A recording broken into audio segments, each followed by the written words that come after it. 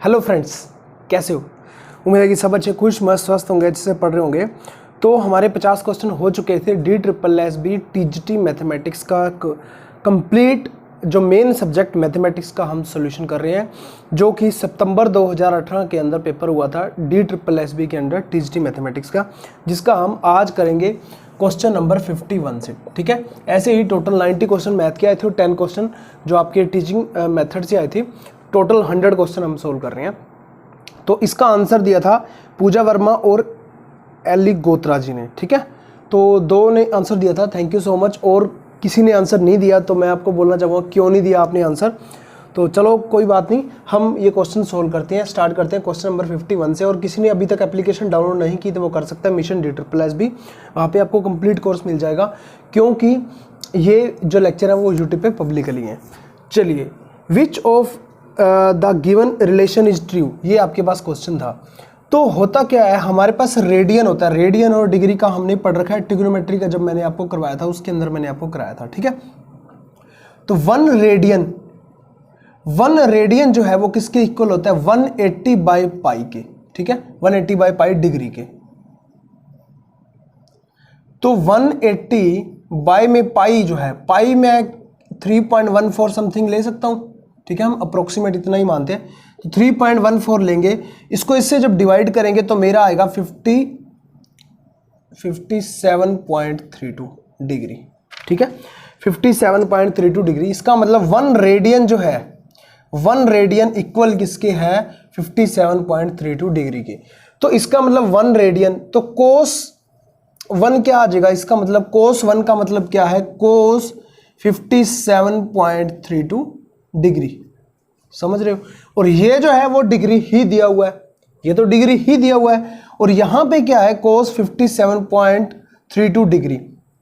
तो इसकी जो वैल्यू है मैं वो यहां पे लिख रहा हूं, इसकी वैल्यू आ जाएगी 0.540। ठीक है, अगर हम यहां पे बात करें कोस 1 डिग्री की, कोस 1 डिग्री वैल्यू जो होती है वो 0.999 होती है, समथिंग होती है, अप्रोक्सीमेट। ये भी अप्रोक्सीमेट है, ये भी अप्रोक्सीमेट है। तो कोस 1 डिग्री जो है वो ग्रेटर होगा कोस 1 से। ठीक है, आप इसे ऐसे समझ सकते हो, साइन थीटा जो होता है 0 डिग्री, 30 डिग्री, 45 डिग्री, 60 और 90, उसमें वो बढ़ता जाता है, इंक्रीज होता है। कोस जो होता है वो 0 डिग्री पे 1 होता है, फिर जो हम नीचे उसके आते हैं 30 डिग्री पे, फिर वो घटता जाता है, फिर 90 पे आके वो 0 ही हो जाता है। तो इसका मतलब वो घट रहा है। इसका मतलब डिग्री में जो है 1 डिग्री है, तो और यहाँ पे क्या है 57 है, तो यहाँ पे 1 से 57 पे जा रहा है, तो वो घटता जा रहा है, घटता जा रहा है। इसका मतलब इसकी वैल्यू जो है बड़ी आएगी, कोस 1 डिग्री ग्रेटर हमेशा होगा कोस इससे। ठीक है, समझ गए? अब यहाँ पे ये चीज दी हुई है, ये ऑप्शन गलत हो गया, ये भी गलत है, ये भी गलत है, ऑप्शन नंबर 2 मेरा करेक्ट है। ठीक है, चलिए अगला क्वेश्चन करते हैं, क्वेश्चन नंबर 52।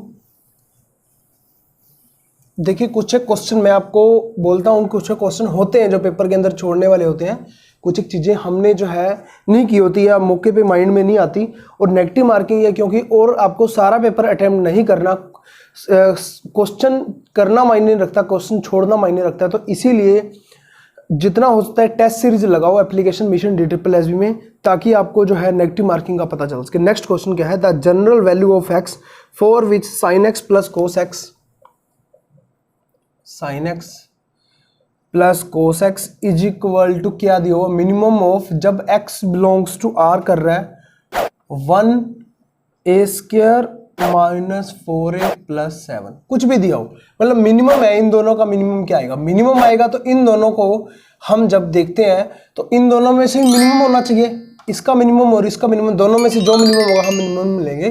तो इसको पहले सोल्व करते हैं हम, a² माइनस 4a प्लस 7। ठीक है, इसको मैं कैसे लिखता हूं, a माइनस 2 का स्क्वायर, a का स्क्वायर आ गया, 2 का स्क्वायर 4 हो गया, 7 को मैं 4 प्लस 3 में कन्वर्ट कर सकता हूं।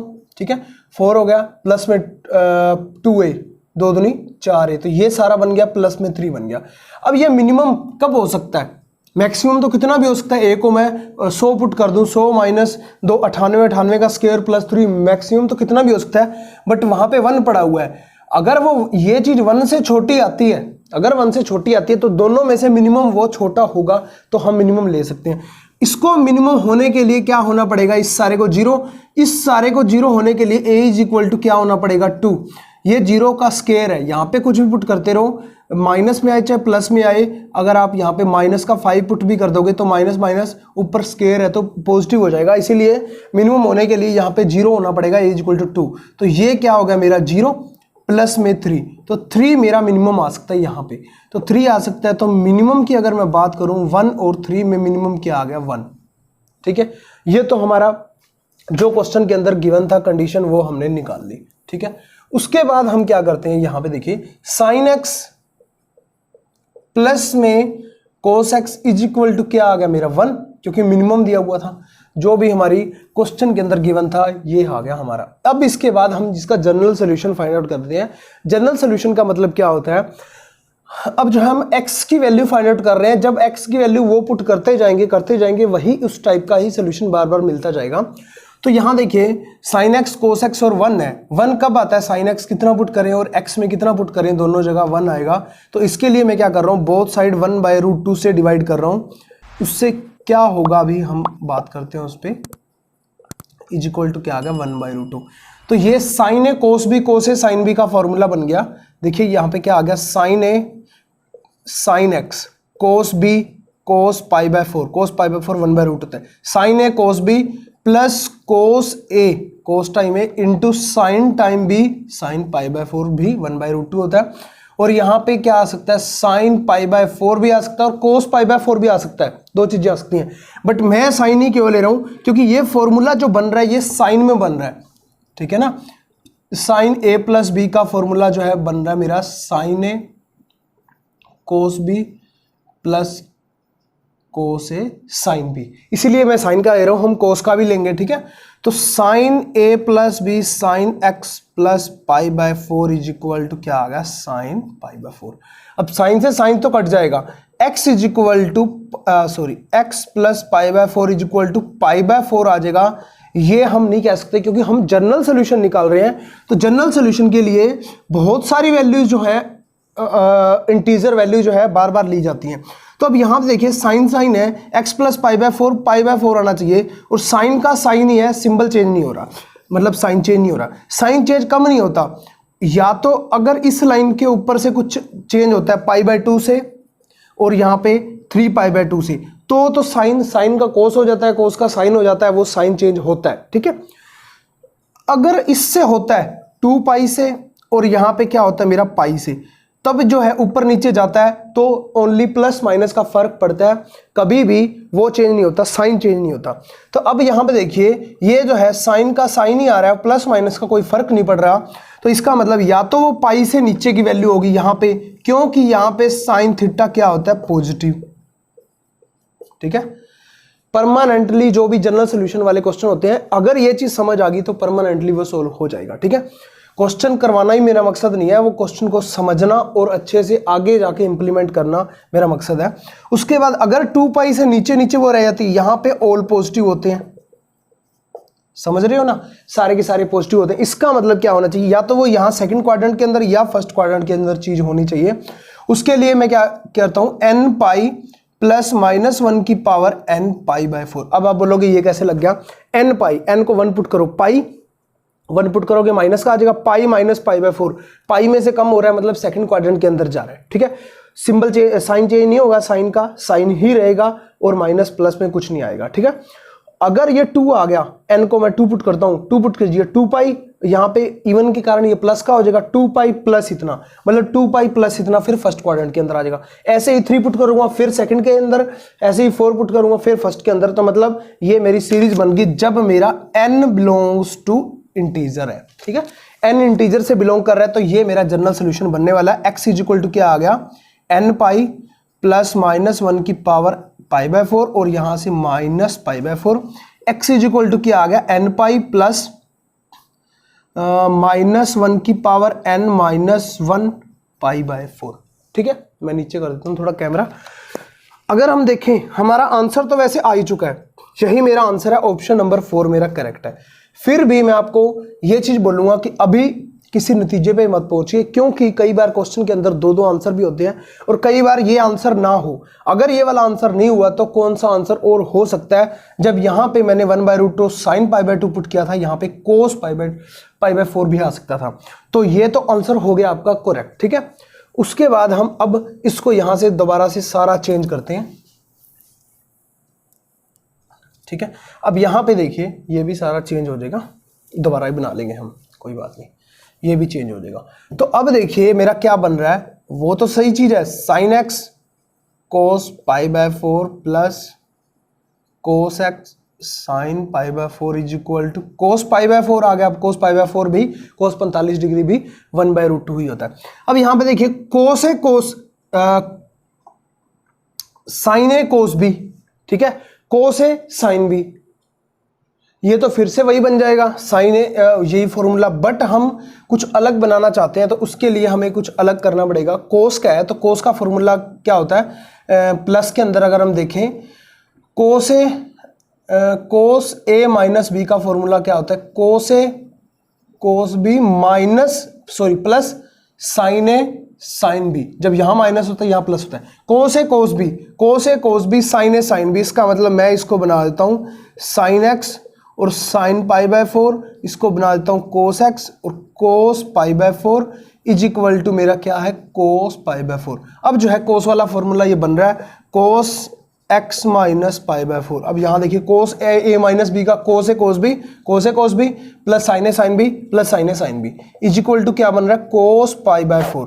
अब ये cos से cos काटूंगा, x minus π/4 is equal to फिर π/4 नहीं, जनरल सोल्यूशन के लिए आप देखो cos से cos ही रह रहा है, cos से cos ही रह रहा है, इसका मतलब इस लाइन पे चेंज हो रहा है, इस लाइन पे चेंज हो रहा है। तो cos जो है पॉजिटिव कहां पे होता है अब आपको देखना है, एक तो फर्स्ट क्वाड्रेंट के अंदर ऑल पॉजिटिव होते हैं, ठीक है, cos यहां पे पॉजिटिव, और एक फोर्थ क्वाड्रेंट के अंदर जो है cos थीटा क्या होता है पॉजिटिव होता है। तो मतलब यहां पे दोनों रहने चाहिए तो जनरल सोल्यूशन में वो सेटिस्फाई हो जाएगा।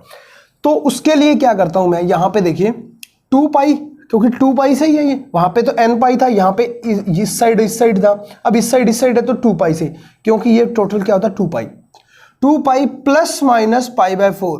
2 पाई से प्लस हो रहा है तो ऊपर जा रहा है तब भी पॉजिटिव आ रहा है, और 2 पाई से कुछ माइनस हो रहा है तब भी नीचे आ रहा है। तो इसका मतलब ये इसका जनरल सोल्यूशन बन गया।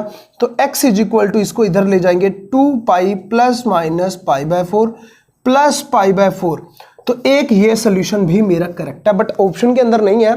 अगर हो सकता है कि नेक्स्ट टाइम कभी कुछ ऐसा हो और यही क्वेश्चन दोबारा दे दे और ये वाला आंसर हो, ताकि आपको जनरल सोल्यूशन निकालने की चीजों का पता चल जाए।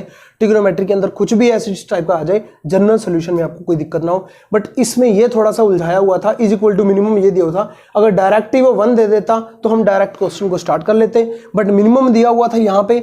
मिनिमम से आप समझ सकते हो कि नॉर्मल है, मैक्सिमम मिनिमम वाले चैप्टर से सोच लो उसको, मैक्सिमम मिनिमम से मिनिमम निकाल के उसके बाद आप क्वेश्चन को स्टार्ट कर सकते हो, ठीक है।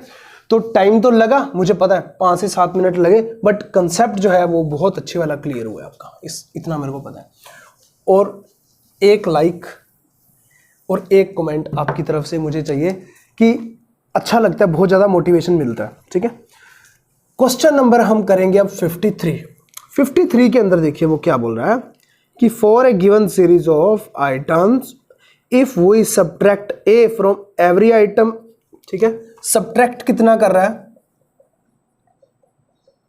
ए, और डिवाइड कितना कर रहा है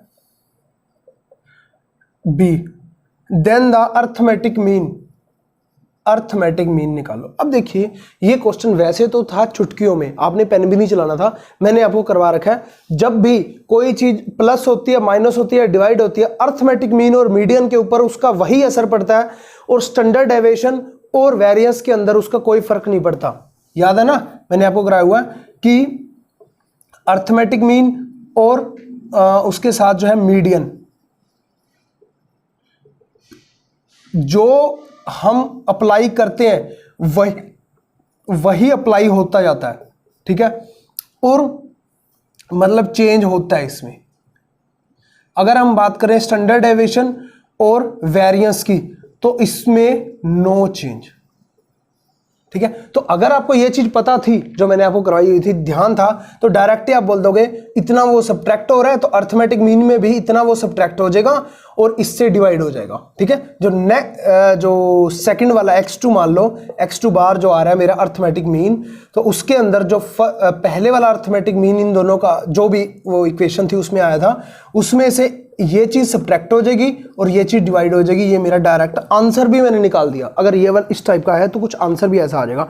तो ऑप्शन नंबर सेकंड मेरा करेक्ट है। इसके अलावा भी और एक ट्रिक मैं आपको बताता हूँ, diminishing by a, second option देखिए, diminishing by a and divide by b. ठीक है, एक तो ये चीज होगी। सेकंड मेथड में आपको जो करवा रहा हूं वो क्या है, मान लीजिए हमें नहीं ध्यान कुछ भी, तो हम क्या करेंगे, हमारे पास कोई ऑब्जर्वेशन है xn तक, तो उसका मीन निकालेंगे। हम कैसे निकालते हैं, x1 plus x2 plus x3 plus xn upon में n, ऐसी ऑब्जर्वेशन निकालते हैं। तो अब जो क्या कह रहा है वो a को सब्ट्रैक्ट कर दो, हर किसी में से a को सब्ट्रैक्ट कर दो और b से डिवाइड कर दो, हर किसी टर्म में से ऐसे करो और लास्ट में भी xn minus a upon b। अब इसका जो है मीन मैं निकाल लूँ, मान लीजिए ये 1 था, ये 2, दोबारा से न्यू मीन निकाल रहा हूँ, अर्थमेटिक मीन। तो इन सभी का एडिशन होएगा, तो x1 plus x2 up to so on, xn तो मेरा रह ही जाएगा। ठीक है, अपॉन में मेरा b आ जाएगा और अपॉन में n आ जाएगा। अपॉन में n से डिवाइड करना ही है और b सभी में साझा आ रहा है, मतलब सभी में कॉमन आ रहा है। और ऊपर क्या बच गया, minus a minus a minus a up to n time minus n a आ गया। ठीक है, अब यहां पे इसको इससे डिवाइड जब आप करते हो तो x1 plus x2 up to so on, plus में क्या आ जाएगा मेरा xn, अपॉन में क्या आ जाएगा मेरा b इंटू एन। ठीक है, माइनस में अगर इसको करते हो n से n कट जाता है तो a बाई बी आ जाता है। ठीक है, तो ये है x2 का बार जो मेरा नेक्स्ट जो है अर्थमेटिक मीन आया है सेकंड वाला।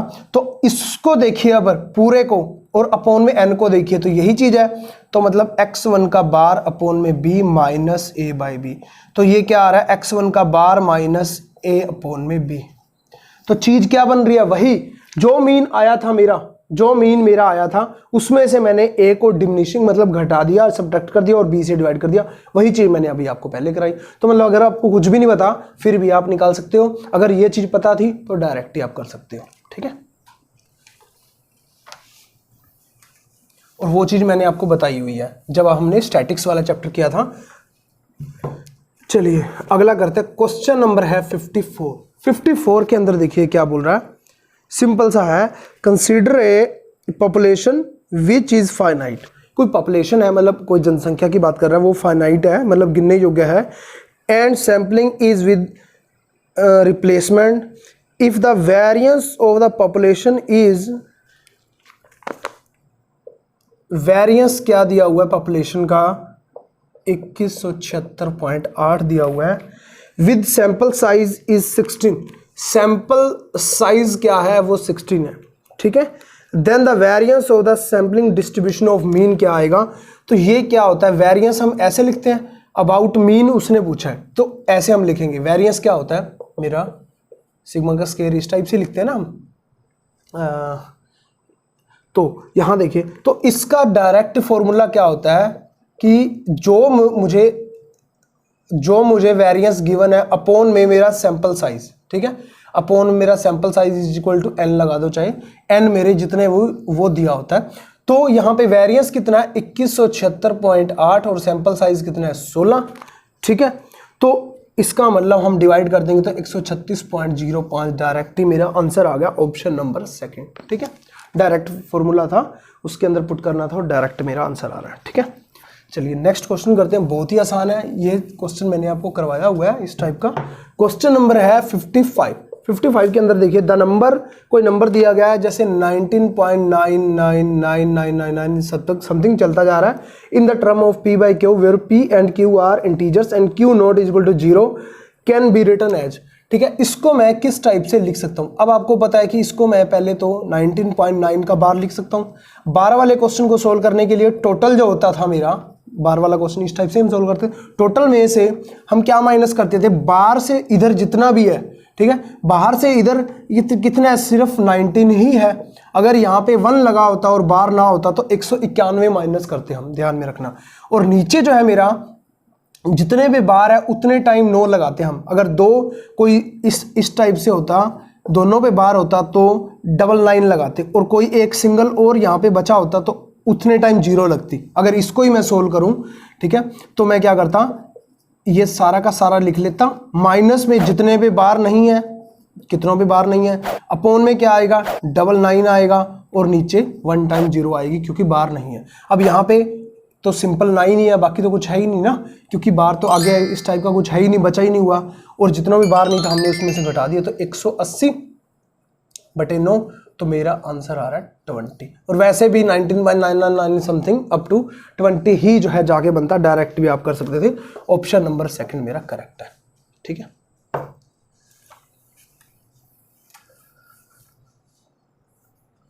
चलिए क्वेश्चन नंबर करते हैं हम 56, ठीक है। चलिए क्या बोल रहा है, what should be filled at the place of 1, 2 and 3 to make the statement correct. जो कह रहा है histogram, histogram is a set of adjacent dash whose dash are proportional to the dash। तो अब यहां देखिए हिस्टोग्राम, हिस्टोग्राम पहले आपको पता होना चाहिए हिस्टोग्राम क्या होता है। इस टाइप का होता है ना, एक पाई चार्ट तो नहीं, हिस्टोग्राम, इसे हिस्टोग्राम ही बोलते हैं, ठीक है। इस टाइप से बना होता है जिससे हमें ना वो पता चलता है, यहाँ पे कुछ दिया होता है, यहाँ पे कुछ दिया होता है, यहाँ पे जैसे फ्रीक्वेंसी दी होती है, ठीक है, और यहाँ पे जैसे कोई स्कोर दे दिया या कुछ भी दे दिया, मतलब कुछ भी ऐसा वो दे सकता है, जैसे हाइट साइकिल दे दिया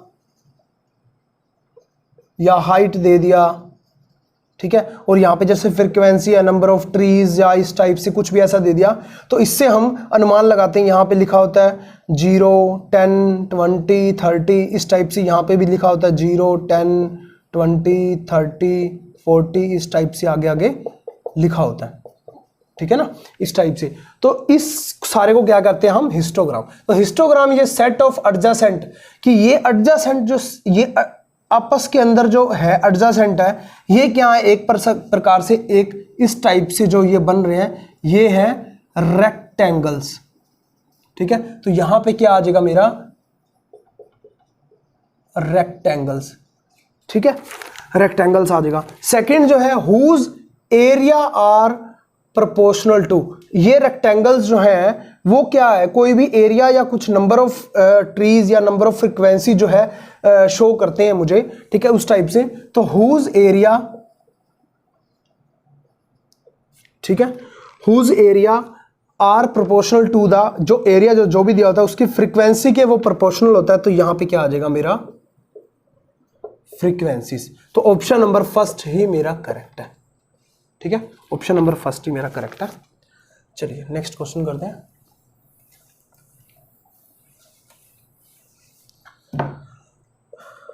क्वेश्चन नंबर 57, देखिए 57 क्या है, बिल्कुल कोई खास बात नहीं, आसान सा है, 9th 10th वाले में से ही दिया हुआ है ज़्यादातर।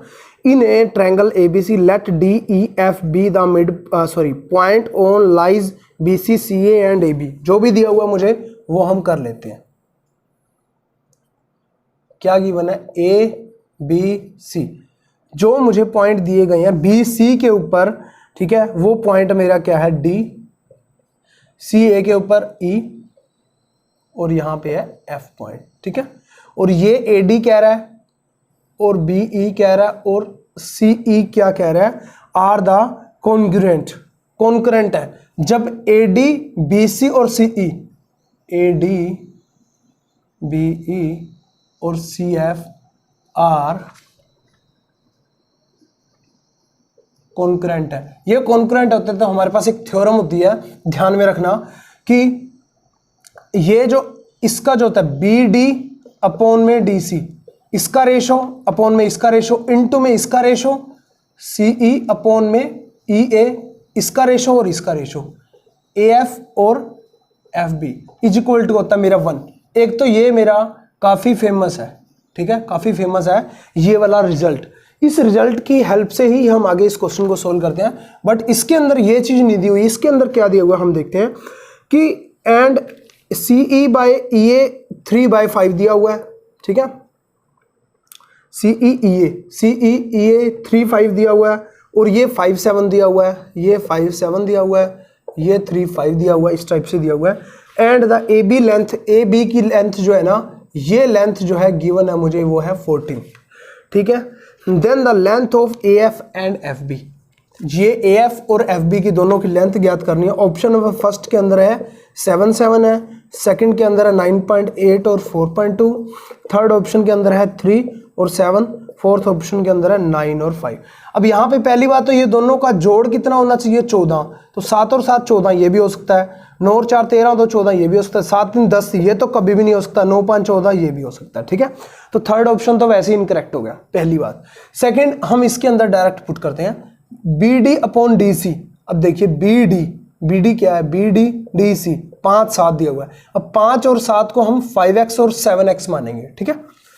5x अपॉन में 7x इंटू में CE EA 3y और 5y मानेंगे। y टाइम कुछ मल्टीप्लाई हो रहा होगा, तभी तो कट के 3 और 5 आए हैं।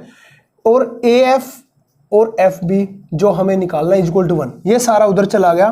तो AF बाई FB मेरा क्या आ गया, 5 3 15 7 5 35, y से y कैंसिल, x से x कैंसिल, 35/15, तो 5 3 15 5 7 35, तो AF और FB मेरा क्या आया 7 3। अब आप बोलोगे यार 7 3, ये 3 7 है, उलझाने के लिए जान करके लिखा हुआ है। और ये जो है 7 3, ये कटने के बाद रेशो ऐसा बन रहा है, ना कि डायरेक्ट आप डायरेक्ट उस टाइप का आंसर लिख दो, क्योंकि दोनों का जोड़ जो है 14 बनना चाहिए। क्वेश्चन के अंदर जो जो स्टेटमेंट होती है ना, वो हर बार कहीं ना कहीं यूज होती है, तो इसका ध्यान रखा करो। तो इसका मतलब क्या है, 7x और 3x, इसका मतलब यही है कि x कटने के बाद वो 7 और 3 का रेशो दे रहा है। इससे ज़्यादा भी हो सकता है। अब यहाँ देखिए 7 7 है, तो 7 और 7 तो कभी भी नहीं बन सकते, हम इसको कुछ भी मल्टीप्लाई या डिवाइड करते रहें, ठीक है। दोनों साइड सेम ही मल्टीप्लाई करना है ना, तो 7 7 तो कभी नहीं बन सकते। और 9 5 5 ये बन सकते हैं। ये कैसे बन सकते हैं, ये देखिए 14 7 98, 14 को इसके गुना कर दो और 3 को भी 14 से गुना करनी पड़ेगी, 98 हो गया, और यहाँ पे हो गया 42।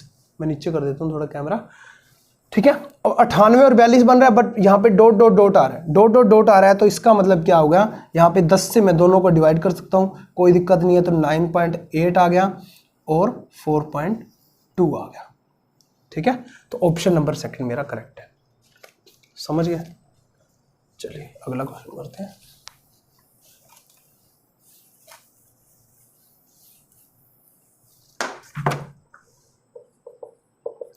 क्वेश्चन नंबर 58, ठीक है। Any positive integer of the form, देखिए फर्स्ट ऑप्शन जो है वो क्या दिया हुआ है, 6q और 6q + 2 और 6q + 4।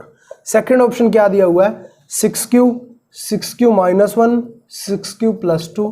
थर्ड ऑप्शन क्या दिया हुआ है, 3q + 1 और 3q + 2। ऐसे ही फोर्थ ऑप्शन है 6q + 1 6q + 3 या 6q + 5। अब देखिए कोई भी इंटीजर है वो इस फॉर्म में हो सकता है। अब हमने बिल्कुल कोई दिमाग नहीं लगाना, ठीक है। तो नॉर्मल जाना है, कोई भी इंटीजर ले लो, कोई भी मान लीजिए x मेरा कोई भी इंटीजर है, ठीक है। उसको हम डिवाइड कर रहे हैं, यहाँ पे कुछ भी होगा और यहाँ पे क्या आता है, मेरा क्वेश्चन आता है, और यहाँ पे मेरा क्या आता है, रिमाइंडर। रिमाइंडर होता है ना, r = रिमाइंडर हम लिखते हैं। तो रिमाइंडर जो है इसकी गुना, यहाँ पे y है मान लीजिए, ठीक है। तो y × q प्लस में मेरा रिमाइंडर होता है, तभी तो वो x बनता है। कोई भी है, कोई भी इंटीजर बनेगा, ऐसे ही तो बनता है। तो अब यहाँ पे देखिए रिमाइंडर क्या क्या आ सकते हैं, रिमाइंडर क्या क्या आ सकते हैं, x से हमेशा छोटे आएंगे, 0 1 2 3 4 x से हमेशा छोटे आएंगे, जो भी आएंगे। अब यहाँ पे देखिए 6q हो रहा है, 6q हो रहा है, इसका मतलब क्या है, कोई भी चीज इस टाइप की है, 6 × q, ठीक है, प्लस में 6 इंटू समथिंग जो भी आएगा, यहाँ पे 6k मतलब 6k वो मल्टीपल तो होगा ही होगा, ठीक है। प्लस में कुछ प्लस माइनस 1 भी उस टाइप से हो सकता है। मान लीजिए मल्टीपल नहीं हुआ या कुछ 6k प्लस समथिंग होगा, जो भी होगा, मतलब यहाँ पे कुछ नहीं लिख रहे हैं, मान लीजिए x ही है, तो वो रिमाइंडर जो आएगा यहाँ पे मेरा, वो रिमाइंडर क्या क्या आ सकता है, 0, 1, 2, 3, 4 और 5, क्योंकि 6 रिमाइंडर कभी नहीं आ सकता, क्योंकि 6 से छोटा ही रहेगा हमेशा, क्योंकि अगर वो 6 आ गया तो वो 6 के डायरेक्ट ही तो डिवाइड कर देगा ना उसको। मान लीजिए यहाँ पे था 36, तो चिकू चिकू 36 तो रिमाइंडर क्या आया 0, यहाँ पे था 37, चिकू चिकू 36 रिमाइंडर क्या आया 1, ऐसे ही 38 रिमाइंडर क्या आया 2, ऐसे ही 42 41 है, तो कितना आ गया चिकू चिकू 36, 4 और एक 5 रिमाइंडर आया। अगर 42 आ गया तो रिमाइंडर फिर से 0 आ जाएगा, मतलब रिमाइंडर 0 से 5 तक आ सकता है। तो यहाँ पे रिमाइंडर 0 तो है ही, प्लस में 0, प्लस में 2, प्लस में 4, यहाँ पे प्लस में 1 भी आना चाहिए था, 3 भी आना चाहिए था, 5 भी आना चाहिए था, तो वो चीज़ नहीं है, तो इसका मतलब ये फॉर्म में नहीं लिखा जा सकता, ठीक है। और यहाँ पे देखिए माइनस में कर रखा है, ये भी नहीं लिखा जा सकता, और यहाँ भी देखिए 6 में से ऐसे कर रखा है। तो आपने आगे से कोई भी टाइप की इक्वेशंस आ जाए तब आपने डायरेक्ट देखना है उसके मल्टीप्लाई में कौन सा इंटीजर है, जो भी इंटीजर है उससे छोटे वाले 0 से लेके उससे छोटे वाले उतने टोटल रिमाइंडर्स आ सकते हैं, मतलब इसके 6 रिमाइंडर आ सकते हैं, इसके 6 रिमाइंडर आ सकते हैं, इसके 6 रिमाइंडर हो जाएंगे, इसके 3 रिमाइंडर होंगे। 6 रिमाइंडर कैसे, इसके गिन लो, 1, 2, 3, 4, 5, 6। ऐसे ही 3q था तो 3q के रिमाइंडर क्या आ सकते हैं, 0, 1 और 2, 3 रिमाइंडर आ सकते हैं। तो इसको मैं किस फॉर्म में लिख सकता हूँ, 3q + 0, 3q + 1, 3q + 2, इस फॉर्म में इसे लिखा जा सकता है। तो ऑप्शन नंबर 3 मेरा करेक्ट है, ठीक है। कोई भी इंटीजर इस टाइप का है, इस फॉर्म के अंदर उसको लिखा जा सकता है 3 वाली फॉर्म में। अगर यहाँ पे 10 होता तो 0 से लेकर 9 तक के रिमाइंडर वो लिख देता ऑप्शन के अंदर, तो हम बोलते कि ये बिल्कुल करेक्ट है, ठीक है। उम्मीद है कि आप सब लोगों को समझ आ गया होगा। चलिए क्वेश्चन नंबर करते हैं हम 59 के अंदर देखिए वो क्या बोल रहा है। इन द गिवन फिगर, कोई फिगर दी गई है आपके ऊपर, यहाँ पे शो हो रही होगी, इस टाइप की फिगर है,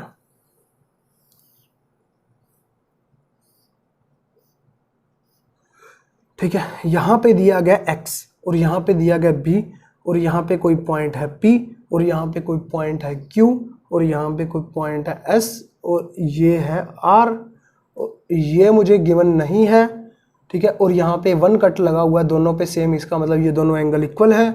और एक तो ये एंगल निकालना है मुझे, जो भी है निकालना नहीं है अभी, मैं वैसी बात कर रहा हूँ। 52 डिग्री दिया हुआ है। अब हम आगे कार्रवाई करते हैं जो भी उसने दी हुई है।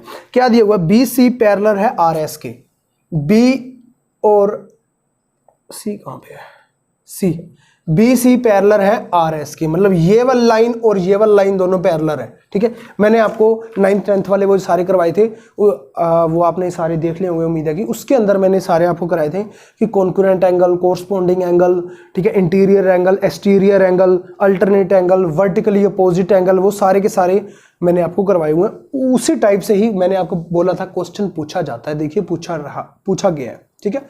तो अब देखिए जो दो लाइनें पैरेलल होती हैं तो उनके बीच में जो एक लाइन काटती है, ठीक है, तो उसके जो एंगल होते हैं कौन से, ये वाला एंगल और ये वाला एंगल, ये कौन से हो गए, कोरस्पोंडिंग एंगल हो गए। कोरस्पोंडिंग एंगल इक्वल होते हैं, इसका मतलब ये वाला एंगल और ये वाला एंगल इक्वल होगा। ये दो लाइनें वही चीज है ना, बिल्कुल वही काट रहा है, और ये वाला एंगल और ये वाला एंगल इक्वल होगा, ठीक है जी। उसके बाद है ये वाला एंगल और ये वाला एंगल इक्वल होगा, क्योंकि ये लाइन है और ये लाइन है, कोई भी दो लाइनें इस टाइप से हैं, vertically opposite angle are equal, vertically opposite angle are equal, तो ये भी मेरा 52 डिग्री है। ये 52 है, ये दोनों इक्वल है, तो ये भी मेरा 52 डिग्री होगा। अब यहाँ पे x निकालना है, ये दो एंगल आ गए। अगर तीसरा एंगल आ जाता है तो तीनों का जोड़ 180 होता है, मैं x निकाल सकता हूँ। ये एंगल और ये एंगल इक्वल दिया हुआ है, यहाँ पे आगे देखिए ये चीज, तो बी सी पैरेलल है आर एस के, और angle R A Q is equal to B A C. अगर ये ना भी दिया हो तो आप ये डंडी लगी हुई है ना, इसका मतलब ये होता है कि ये दोनों इक्वल है। अगर दो डंडियां यहाँ पे, दो डंडी यहाँ पे लगी होती है इस टाइप से, तो हम सोचते हैं कि ये दोनों एंगल इक्वल है, ठीक है ना, समझ गए।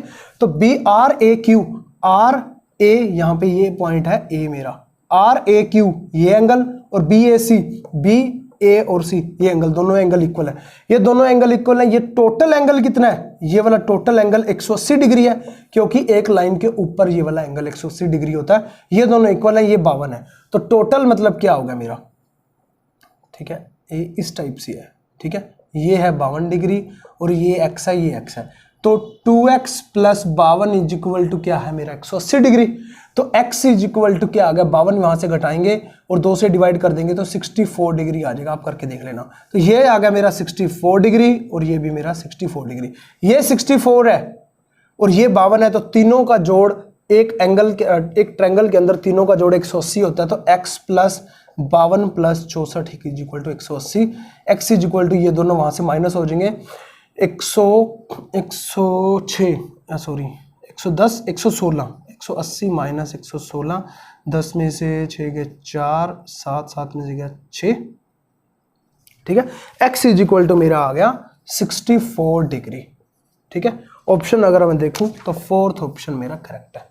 उम्मीद है कि आपको समझ आया होगा, कोई भी दिक्कत नहीं है इसमें। सिंपली आपको पता होना चाहिए vertically opposite angle, corresponding angle, वो सारे के सारे मैंने आपको करा रखे, इस टाइप से मैंने आपको कराए थे, याद हो तो इस टाइप से, ये वाला एंगल, ये वाला एंगल, ये एंगल, ये एंगल, ये एंगल, ये एंगल, कौन से ऐसे हैं वर्टिकल, इस टाइप से, ये वाला एंगल, ये एंगल, ये दोनों एंगल, ये ऊपर वाले एक्सटीरियर इंटीरियर, वो सारे आपको ध्यान होगा, उस टाइप से ही ये क्वेश्चन पूछे जाते हैं, ठीक है। चलिए अगला करते हैं क्वेश्चन नंबर 60, जो कि बिल्कुल ही आसान सा है। क्या है, consider a straight line L, कोई एक स्ट्रेट लाइन है एल, ठीक है।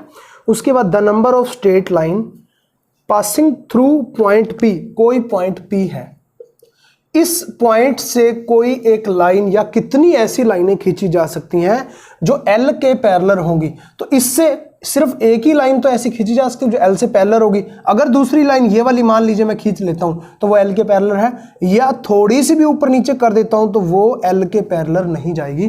तो सिर्फ ओनली एक ही लाइन ऐसी खींची जा सकती है जो एल के पैरेलल होगी। ऑप्शन नंबर सेकंड मेरा करेक्ट है, सिर्फ एक लाइन, ठीक है। चलिए क्वेश्चन नंबर 61 आपकी स्क्रीन के ऊपर शो हो रहा होगा, ठीक है। इसके ऑप्शन मैंने यहां पे नोट कर देता हूं कि the volume of an open cubical box having surface area 125 metre square is, ठीक है।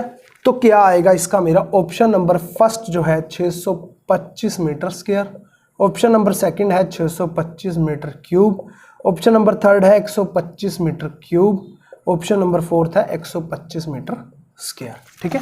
मैं इसको थोड़ा सा आपको समझा देता हूँ, उसके बाद आप कर लेना। ये सब चीज़ें मैंने सरफेस एरिया और वॉल्यूम और 9th 10th का कराया था, उसके अंदर कराया था। तो आपको मेन 9th 10th +1 +2 करना होता है, थोड़ा सा ग्रेजुएशन भी करना होता है, तभी एप्लीकेशन मैं बोलता हूँ डाउनलोड कर लो, वहाँ पे आपको कंप्लीट कोर्स मिल जाएगा, ठीक है। वहाँ पे वीडियोज़ वगैरह अपडेट होती रहती हैं सारी, और सारी टेस्ट सीरीज वगैरह सब चीज़ें आपको कंप्लीट सिलेबस मिलता है। तो the volume of an open cubical box, कोई क्यूब है, ठीक है, बॉक्स है, ओपन है, वो कोई बॉक्स है इस टाइप से, ठीक है, क्यूबिक बॉक्स है और वो ओपन है, ऊपर से ओपन है। तो आपको मैंने बताया था कि ओपन हो या क्लोज हो, उसके अंदर surface area, total surface area का फर्क पड़ता है, ठीक है, और वॉल्यूम का कोई फर्क नहीं पड़ता। हैविंग सरफेस एरिया, उसका सरफेस एरिया गिवन है, तो सरफेस एरिया गिवन है तो उससे हमने क्या निकालना है, वॉल्यूम।